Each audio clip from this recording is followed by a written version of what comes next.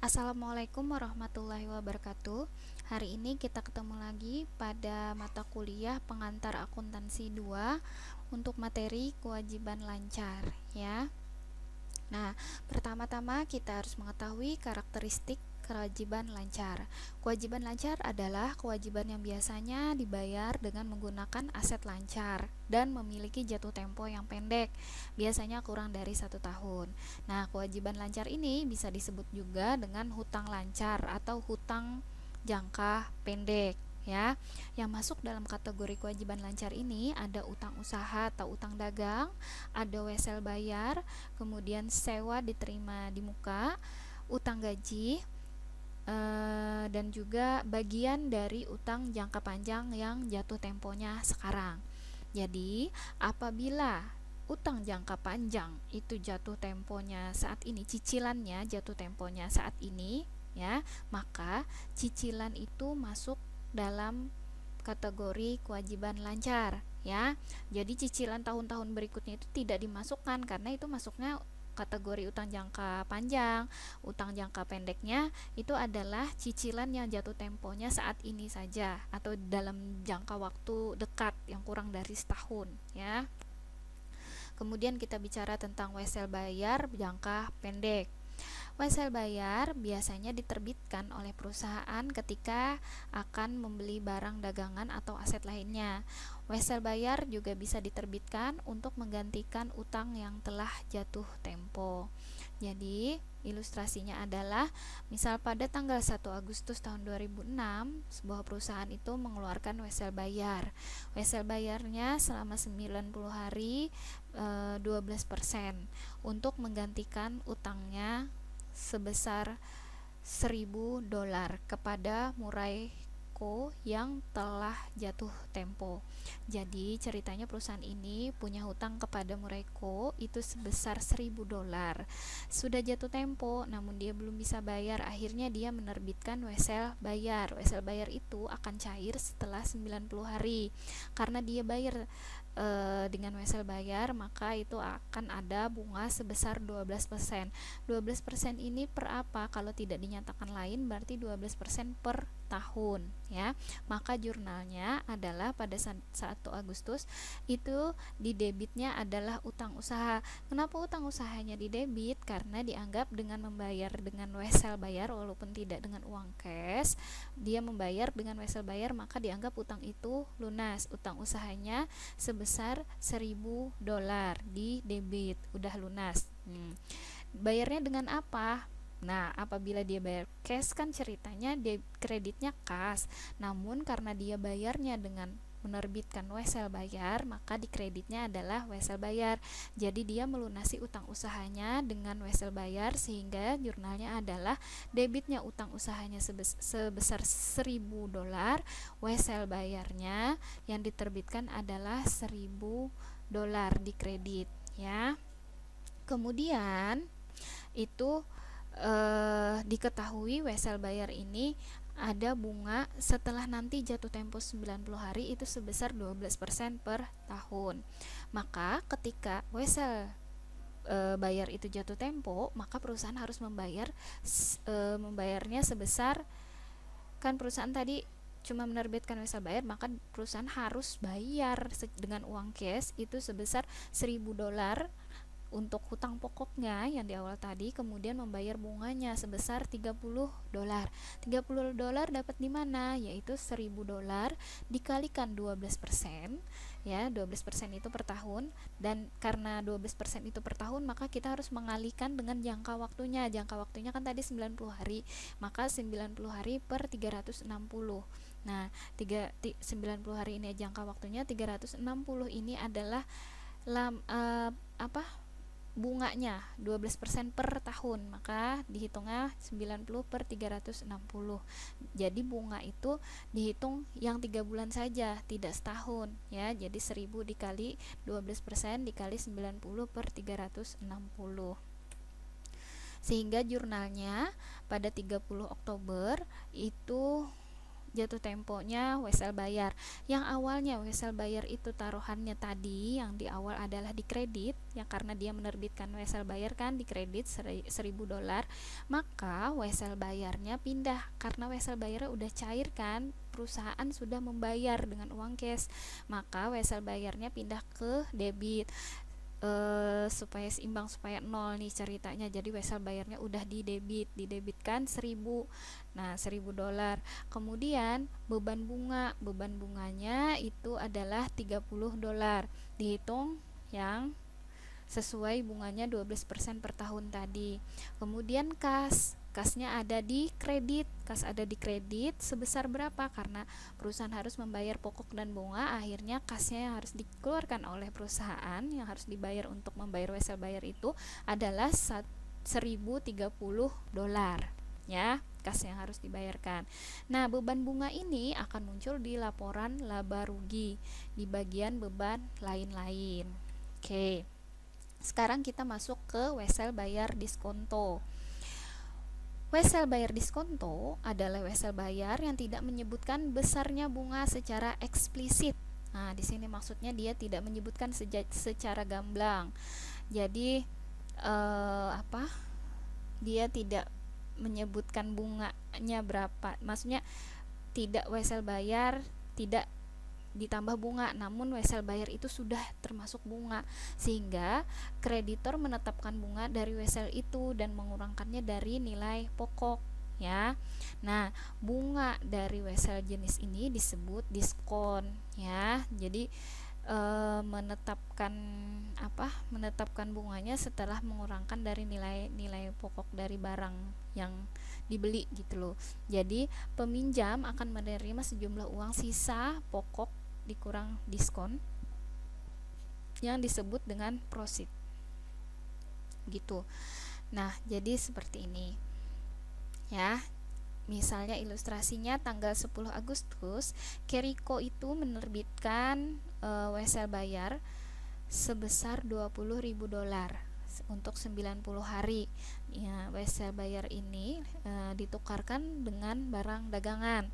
Tingkat diskonto. Nah, di sini menjelaskan tingkat diskonto berarti wesel bayarnya adalah wesel bayar diskonto. Tingkat diskonto dari wesel bayar tersebut adalah 15%. Kalau tidak dinyatakan lain berarti 15% per tahun. Tanggal 8 November, Keriko melunasi wesel bayarnya. Jadi, pada saat 10 Agustus, jurnalnya adalah dia beli barang dagangan. Maka barang dagangannya bertambah, itu ada di debit. Nah, kemudian beban bunganya juga di debit dan di kreditnya adalah wesel bayar. Dia beli barang dagangan dengan membayar wesel bayar, tidak membayar dengan uang kas, ya kan? Nah, wesel bayar ini yang dia bayar adalah di sini cuma diketahui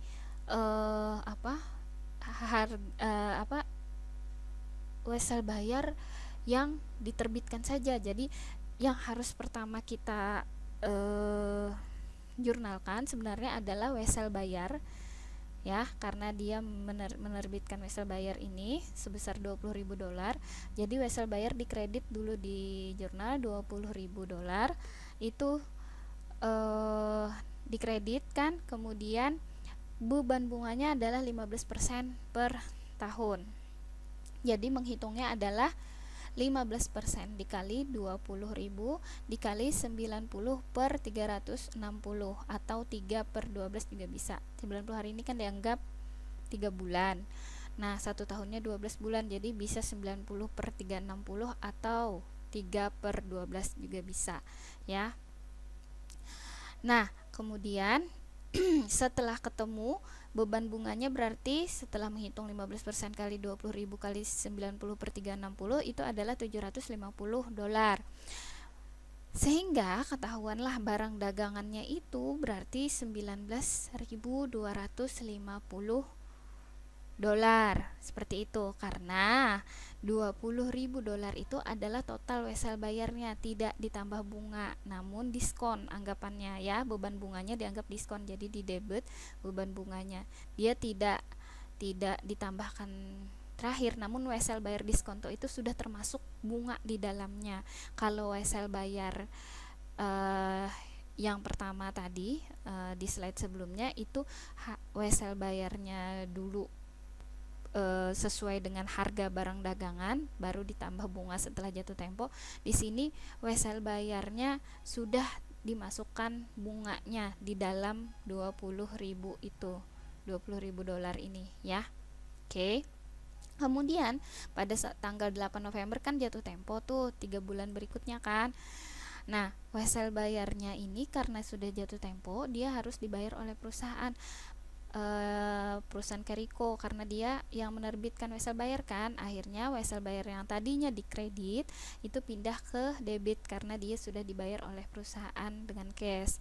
Jadi wesel bayarnya di debit sebesar 20.000 dolar, maka kasnya ya dia sudah dibayar oleh perusahaan Carrico dengan uang tunai mungkin atau cek atau apa, yang pasti dia dengan uang kas, uang cash, maka dia kreditnya kas sebesar 20.000 di kredit.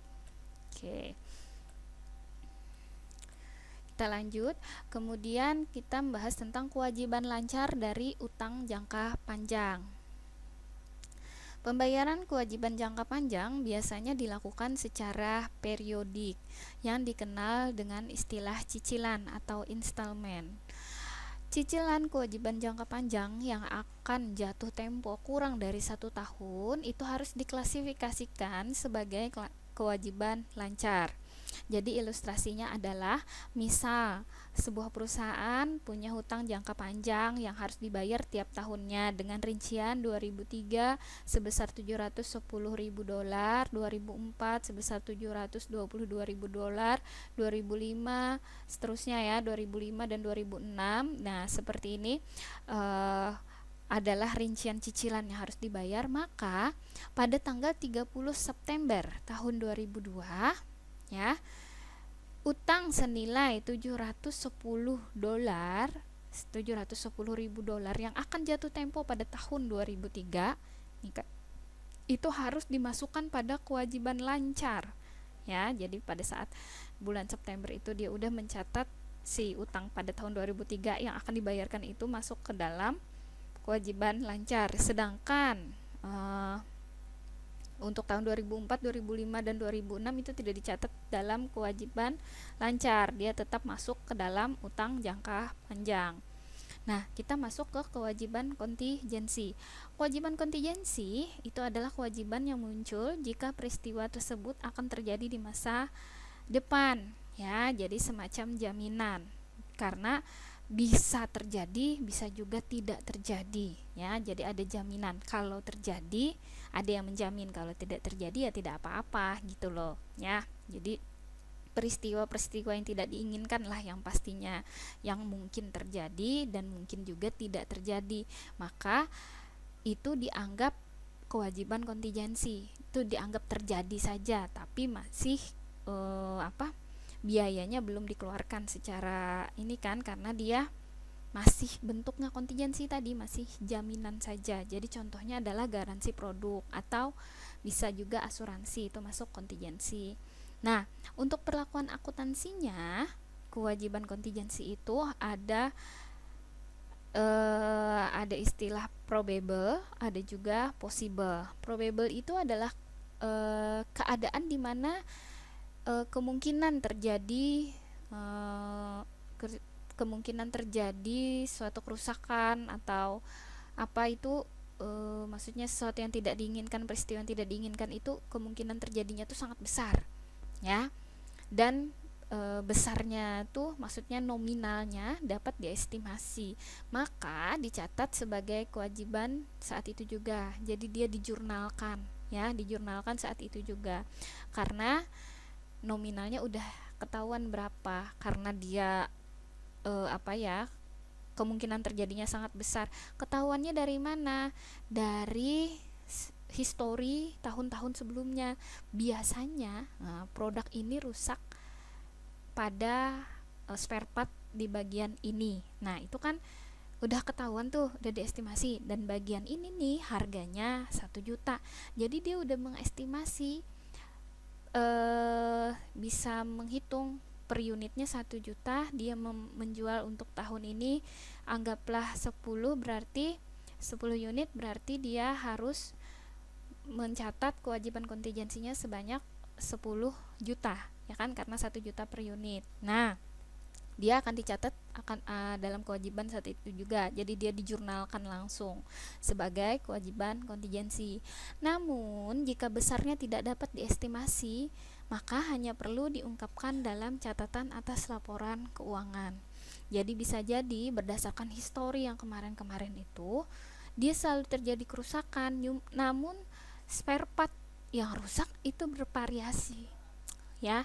Ada di bagian apalah, di bagian apa spare part itu, tidak itu saja gitu loh spare part yang rusak, namun akhirnya tidak dapat diestimasi nih berapa nominal yang harus dianggarkan untuk kontingensi itu, maka akhirnya dia tidak bisa dicatat atau tidak bisa dijurnalkan ke dalam kewajiban, namun hanya dicatat saja, diungkapkan saja atau diberi catatan pada laporan keuangannya bahwa nanti akan ada kontingensi.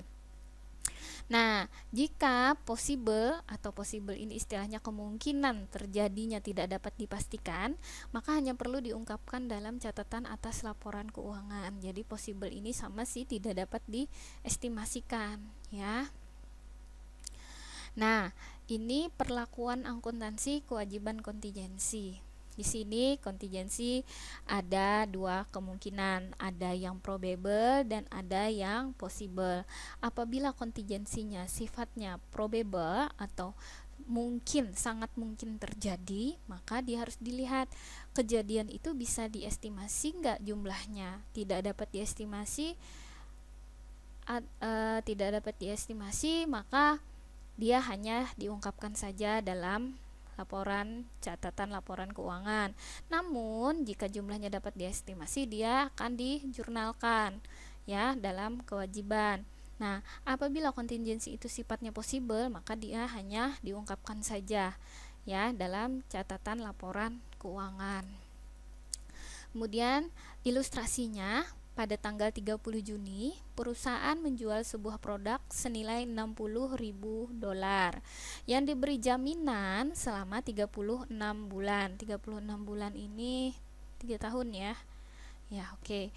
Pengalaman tahun lalu menunjukkan bahwa biaya perbaikannya adalah 5% dari harga jual selama periode garansi. Nah, ya kan, dia melihat pengalaman tahun lalu. Dia udah bisa mengestimasi 5% dari harga jualnya.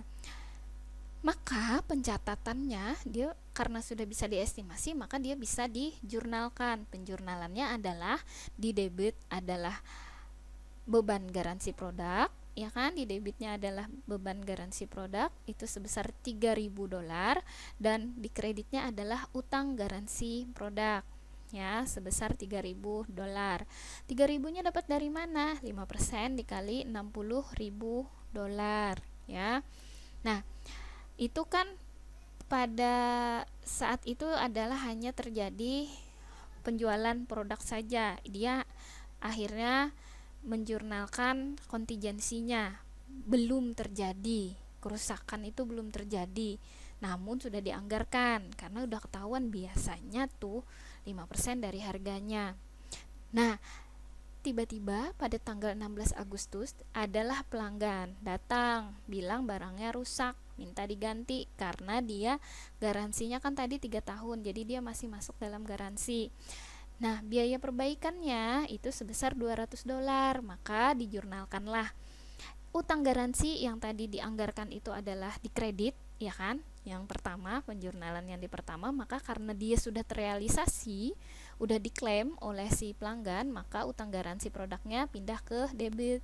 Pindah ke debit berapa nominalnya sesuai yang diklaim oleh si pelanggan, sesuai dengan spare part yang rusak, $200 jumlahnya ternyata. Maka akhirnya utang garansi di debit itu $200.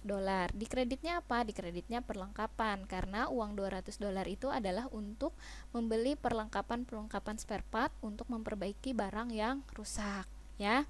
Jadi seperti ini ya untuk jurnalnya. Kita sekarang masuk ke gaji dan pajak penghasilan. Utang gaji atau penghasilan karyawan. Gaji adalah sejumlah uang yang dibayarkan kepada karyawan atas jasa yang telah diberikan.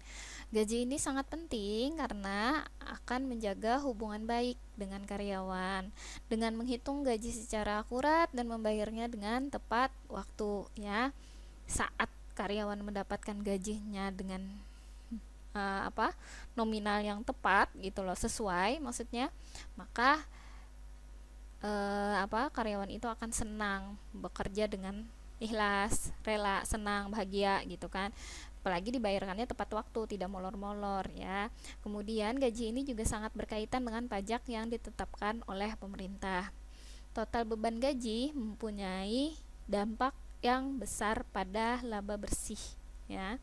Jadi apabila gaji yang dibayarkan besar gitu loh, maka gaji laba bersihnya juga berkurang, ya kan, karena beban gaji ini mengurangi laba bersih.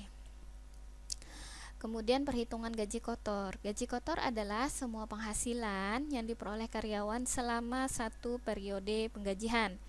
Jadi semua penghasilannya, entah gaji pokok, lembur, tunjangan, dan lain-lain, itu masuk ke dalam gaji kotor, ya. Gaji pokok, lembur, tunjangan, asuransi yang didapatkan oleh karyawan itu masuk ke dalam gaji kotor, kecuali itu adalah tunjangan bentuk natura yang tidak masuk ke dalam gaji pokok, gaji kotor. Tunjangan bentuk natura itu apa sih? Tunjangan bentuk natura adalah tunjangan yang didapatkan oleh karyawan namun tidak dalam bentuk uang. Jadi misalnya ada tunjangan beras untuk karyawan, maka benar-benar beras yang didapatkannya, bukan diganti dengan uang. Nah, itu masuk tunjangan bentuk natura namanya. Atau ada juga perusahaan yang tidak memberikan tunjangan makan, tidak di-list dalam gaji, ya, tidak dimasukkan dalam gaji. Karena apa? Padahal dia dapat makan, karena di setiap tengah hari atau setiap siang-siang itu jam makan siang itu dia dapat catering makan. Nah, dia bentuknya kan makanan, bukan uang. Nah, akhirnya dia tidak bisa dimasukkan atau tidak bisa di-list ke dalam gaji kotor. Tuh. Oke. Gaji bersih adalah semua gaji kotor setelah dikurangi dengan pengurangan-pengurangan yang diperbolehkan, ya. Jadi, gaji bersih ini dibayarkan kepada pekerja. Gaji bersih itu dikurangi dengan pengurangan-pengurangan yang diperbolehkan itu. Apa saja sih pengurangannya? Pengurangannya ialah iuran pensiun yang dibayarkan oleh pekerja dan juga biaya jabatan, ya. Jadi pengurangan yang diperbolehkan tuh hanya iuran pensiun dan juga biaya jabatan. Gaji bersih itu berbeda dengan take home pay. Take home pay itu adalah uang atau gaji yang benar-benar diterima oleh pekerja. Nah, take home pay dihitung dengan menambahkan gaji pokok dengan tunjangan-tunjangan, kemudian dikurangi dengan iuran yang dibayarkan oleh pekerja. Nah, jadi di sini ceritanya ada yang namanya gaji kotor. Gaji kotor itu apa saja sih? Gaji pokok, uang lembur, tadi kan yang disebutkan sebelumnya, tunjangan-tunjangan dan lain-lain, pokoknya asuransi yang diberikan itu masuk ke dalam gaji kotor. Dapatlah nominal gaji kotor berapa. Gaji kotor itu dikurangkan iuran pensiun dan biaya jabatan, akhirnya ketemulah gaji bersih. Gaji bersih ini dikurangkan lagi dengan kreditan motor, kreditan rumah, ya, kemudian cicilan bank, ya, misalnya seperti itu. Nah, setelah dikurangi itu, maka ketemulah take home pay, ya. Jadi ada perbedaan antara gaji kotor, gaji bersih, dan take home pay. Ada tingkatan-tingkatannya. Nah, ini ada ilustrasinya. Burhan sudah 5 tahun bekerja di PT Senang Terus. Tiap bulan Burhan mendapat gaji pokok sebesar 2.500.000. Uang lembur untuk bulan itu adalah 1.200.000. Nah, Burhan mendapatkan tunjangan makan sebesar 1.200.000. Tunjangan transport 300.000. Burhan juga diikutkan dalam asuransi jiwa yang dibayar oleh perusahaan senilai 100.000. Iuran pensiun dibayar oleh Burhan sendiri senilai 240.000 dan biaya jabatan Burhan adalah 108.000 yang harus dibayar oleh Burhan sendiri juga. Maka hitunglah besarnya gaji kotor, gaji bersih, dan take home pay Burhan. Ya. Nah, di sini kita bisa lihat gajinya tadi 2.500.000 ya. Oke, kita kembali. Dia dapat uang lembur sebesar tunjangannya kan masuk ke dalam tunjangan. Ini lembur 1.200.000, tunjangan makan 300, tunjangan transport 200, asuransi jiwa 100. Nah, total gaji kotor dalam 1 bulan itu adalah 4.300.000. 4.300.000 dikurangi iuran pensiun dan juga asuransi kesehatan, itu akhirnya dapatlah total gaji bersih 3.952.000. Nah, apabila si Burhan ini tidak memiliki cicilan atau kreditan lain selain selain yang dikurangkan ini, maka take home pay-nya dia itu adalah ya 3.952 ini.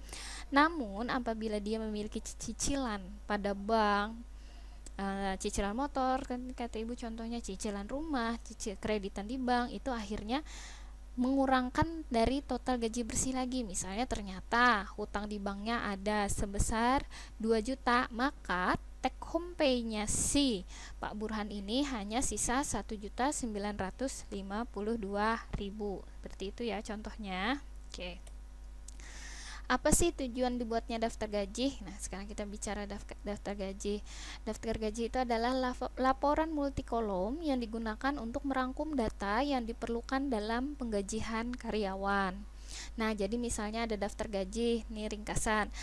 Pertama, penghasilannya yang reguler itu 13 juta, lemburnya 5.700.000, maaf.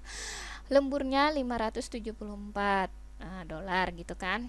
Jadi penghasilan regulernya 13.328 dolar.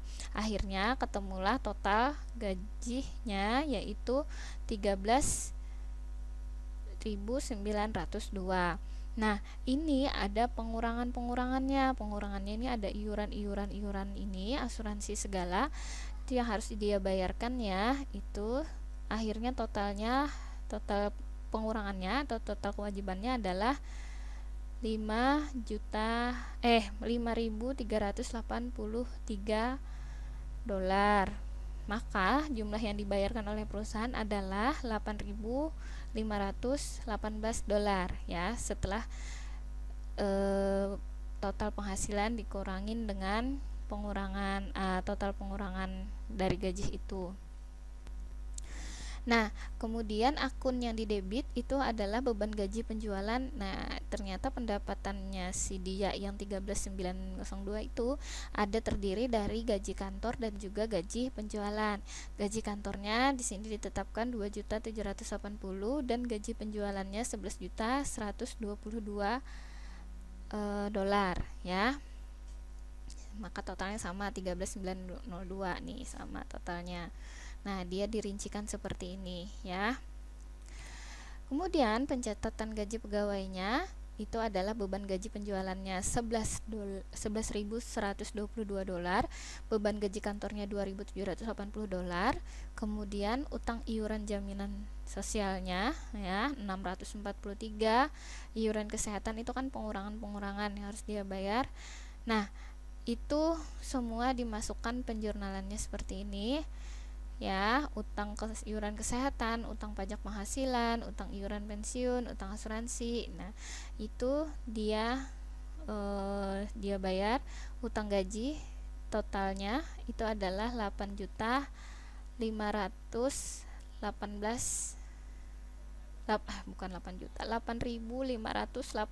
dolar. Nah, ini adalah total dari rincian utang-utang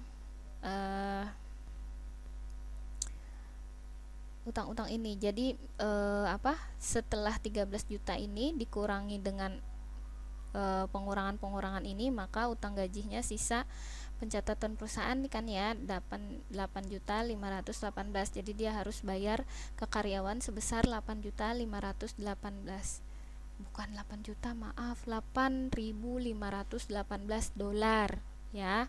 Duh ya, jadi gaji untuk minggu yang berakhir pada 27 Desember yang diterima oleh karyawan itu adalah sebesar 8.518 dolar.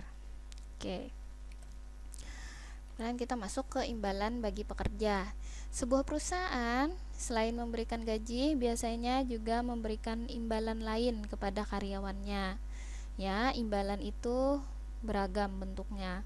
Contoh imbalan kerja itu adalah tunjangan liburan, tunjangan kesehatan, tunjangan pensiun, dan lain-lain. Ketika perusahaan membayar sebagian atau imbalan itu jumlahnya dibayarkan, itu harus diakui sebagai beban ya. Jadi membayar sebagian atau perusahaan itu, saat perusahaan itu membayar sebagian atau semuanya gitu loh, semua imbalan itu, maka jumlahnya harus diakui sebagai beban. Nah, masuk ke tunjangan liburan. Tunjangan gaji harus diakui dan dicatat sebagai kewajiban ketika tunjangan itu sudah dapat diperkirakan jumlahnya ya. Apabila sudah diestimasi, maka perusahaan harus mencatatnya sebagai kewajiban. Ketika karyawan ingin mengambil semua tunjangan liburnya dalam waktu kurang dari 1 tahun, maka harus diakui dan dicatat sebagai kewajiban lancar. Jadi ilustrasinya, sebuah perusahaan memberikan tunjangan liburan 1 hari per bulan untuk periode penggajian yang berakhir pada bulan Mei. Besarnya tunjangan libur diperkirakan 2.000 dolar. Maka pada bulan Mei dijurnalkan adalah di debitnya adalah beban tunjangan liburan itu adalah sebesar 2.000 dolar, dan utang di kreditnya adalah utang tunjangan liburan itu sebesar 2.000 dolar. Nah, kemudian masuk ke pensiun. Pensiun adalah sejumlah uang yang akan diberikan kepada karyawan yang berhenti bekerja. Perusahaan menginvestasikan sejumlah uang tertentu kepada pihak ketiga. Kemudian pihak ketiga itu akan membayar uang pensiun kepada karyawan. Besarnya uang yang diterima pekerja tergantung pada hasil dari investasi yang telah dilakukan oleh perusahaan pada pihak ketiga itu. Jadi semacam asuransi. Jadi pihak ketiganya itu adalah perusahaan asuransi biasanya ya. Jadi nominalnya, maksudnya pensiun yang didapatkan itu tergantung dari iuran tiap bulannya. Dia ada variasi kan setiap bulan. Biasanya investasinya itu tergantung dari jabatan kita lagi. Jadi semakin tinggi jabatan, biaya dana pensiunnya juga akan semakin besar yang didapatkan atau yang diinvestasikan ke pihak ketiga itu lebih banyak, sehingga nanti setelah pensiun uang pensiun yang didapatkan juga lebih besar ya. Perusahaan akan memberikan sejumlah uang tertentu yang telah diketahui oleh pekerja, besarannya pasti ya, pada saat pekerja berhenti bekerja. Risiko ditanggung oleh perusahaan. Nah, jurnalnya itu saat sudah benar-benar pensiun itu masuk ke beban kan, beban pensiun di debit dan kasnya di kredit. Itu untuk mencatat pembayaran iuran pensiun ya, karena dia sudah dibayarkan maka dia masuk di debit ya, masuk sudah dibayarkan di debit untuk beban ya. Nah, sekarang kita masuk ke analisis laporan keuangan. Dalam analisis laporan keuangan ini sangat banyak rasio-rasio. Nah, rasio yang menghitung kewajiban-kewajiban jangka pendek itu adalah salah satunya quick ratio. Quick ratio adalah rasio yang digunakan untuk mengukur kecepatan perusahaan atau kemampuan perusahaan untuk membayar kewajiban lancarnya ya. Quick asset adalah kas, setara kas dan piutang yang dapat segera dicairkan menjadi uang ya. Jadi kalau piutangnya tidak dapat dicairkan dengan segera, itu tidak bisa diakui sebagai kas ya. Nah, di sini kita dapat menyimpulkan bahwa Kewajiban lancar itu adalah kewajiban yang jatuh tempo dalam waktu kurang dari 1 tahun. Kemudian wesel bayar jangka pendek biasanya dikeluarkan pada diskon atau premium. Ya, kewajiban kontingensi harus diakui sebagai kewajiban jika kemungkinan terjadinya besar dan besarnya dapat diestimasi. Sistem penggajian merupakan hal yang sangat penting bagi suatu perusahaan. Selain gaji, biasanya perusahaan juga memberikan berbagai tunjangan kepada karyawannya. Quick ratio adalah rasio yang digunakan untuk mengetahui kemampuan perusahaan untuk melunasi kewajibannya atau hutang-hutang jangka pendeknya. Oke. Untuk materi ini sudah selesai. Terima kasih banyak atas perhatiannya. Ibu akhiri sampai di sini. Apabila ada pertanyaan bisa langsung dibahas lewat japri saja. Assalamualaikum warahmatullahi wabarakatuh.